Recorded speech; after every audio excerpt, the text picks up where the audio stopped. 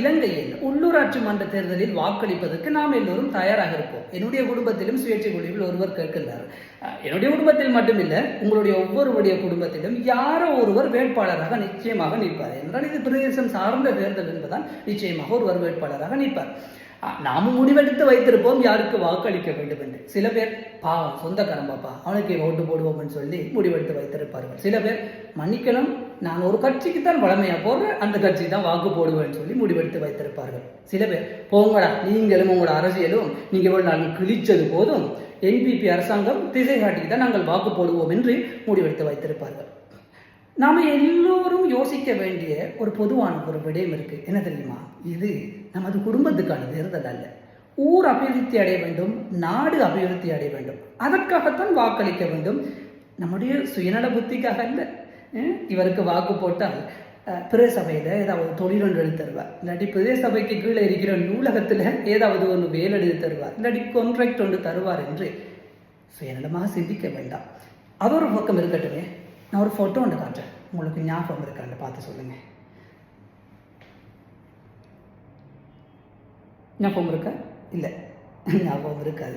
இரண்டால் 2018ஆம் ஆண்டு திகன பிரச்சனையில் வீடுகள் எரித்த நேரம் கூட பிறந்தவங்க வீட்டுக்குள்ளே இருந்து மவுத்தாகப்படாததுக்காக உள்ளுக்கு போய் அவங்கள காப்பாற்றி மூச்சு திணறி மவுத்தாகி போனார 27 வயசு அப்துல் பாசித். அவர் தான் இவர். நமக்கு மறந்திருக்கும். யாருக்கு ஞாபகம் இருக்குன்னு தெரியுமா? பாசித்ர உம்மாக்கு. அவதான இழந்தது. அதை விடுங்கள, ஞாபகம் இருக்கா? சாயிக் கொரோனான்ற பேரில் நாம் எரித்த சிறிய வயசு புள்ள, பிறந்து கொஞ்ச நாள் தான்.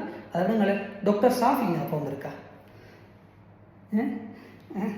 சமுத்திர பிரச்சனையாக பாதிக்கப்பட்டு தன்னோட மகள் கூட ஸ்கூலில் விட்டு வெளியாகக்கூடிய நிலைமையில் ஏற்பட்டது.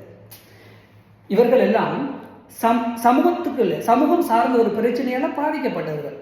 லிஸ்ட் இது மட்டும் இல்லை, இன்னும் பெரிய லிஸ்ட் இருக்கு, நம்ம எல்லோருக்கும் நன்கு தெரியும். இப்படிப்பட்ட ஒரு நிலைமை இதுக்கப்புறம் வேண்டாம்.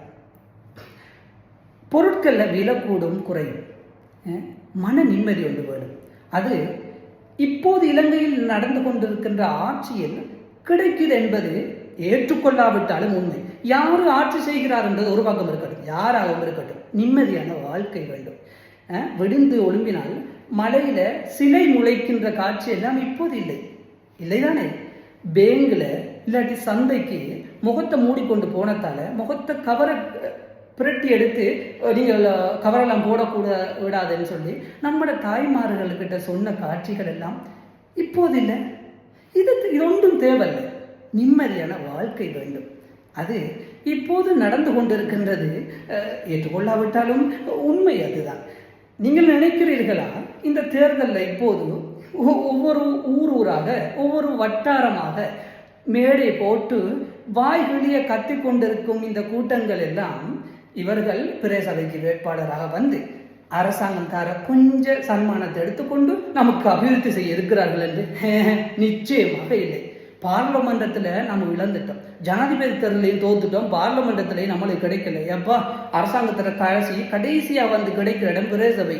அதுலேயாவது பூந்து எப்படியாவது கான்ட்ராக்ட் எடுத்து ரோட்டில் பல்ப் ஒன்று போட்டு எல்இடி பல்ப் என்ற பேரில் வேற பல்பு போட்டு ரோட்டுக்கு பேர்களை மாற்றி எப்படியாவது காசு எழுப்பம் என்று நினைக்கும் பெரும்பாலானவர்கள் தான் இப்போது நான் பேசிக்கொண்டிருக்கிறார்கள். இவர்களுக்கு வாக்களிக்க வேண்டாம்.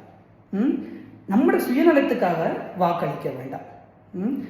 ஒரு அபிவிருத்தி, நாட்டு அபிவிருத்தி நல்லா இருக்கட்டும், அது யாராக இருந்தாலும் வாக்களித்தால் சரிதான். இப்போது இதே ஆட்சியை இப்போது இலங்கையில் நடந்து கொண்டிருக்கிற இது மாதிரியான ஆட்சி முன்பிருந்த அரசாங்கத்தில் இருந்தவர்கள் ஆட்சி நடத்திருந்தால் நிச்சயமாக அவர்களுக்கு தான் ஆதரவாக இந்த பதிவு இருக்கும். அப்படி இல்லையே. மறுபடியும் ஒரு இருண்ட காலத்தை நம்முடைய சுயநல புத்திகளால் சுயநல குலங்களால் கொண்டு வர வேண்டாம். நம்முடைய தலைவர்கள் எல்லாம் நமக்கு செய்துவிட்டு போனவைகள் என்ன தெரியுமா? சமூகத்துக்கு தங்கம் கடத்தியது, ஹஜ் கோட்டாவில் ஹஜ்ஜுக்கு போய் வந்தது, யாரை தேர்தலில் எதிர்த்து நின்றார்களோ அவர்களுடைய வென்ற பின் அவர்களுடைய சேர்ந்து அமைச்சு பதவியை பெற்றது, வீடு பெற்ற இந்த காட்சிகள் எல்லாம் நமக்கு தெரியும். நிம்மதியான வாழ்க்கைக்கு இந்த அரசாங்கத்துக்கு வாக்களிப்பதே சிறப்பு.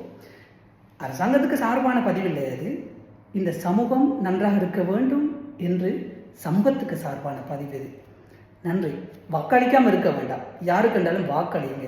ஏன் தெரியுமா, நாம் யாருக்கு வாக்களிக்க கூடாது என்று இருந்தோமோ நாம் வாக்களிக்காவிட்டால் அவர் தான் வென்று விடுவார்.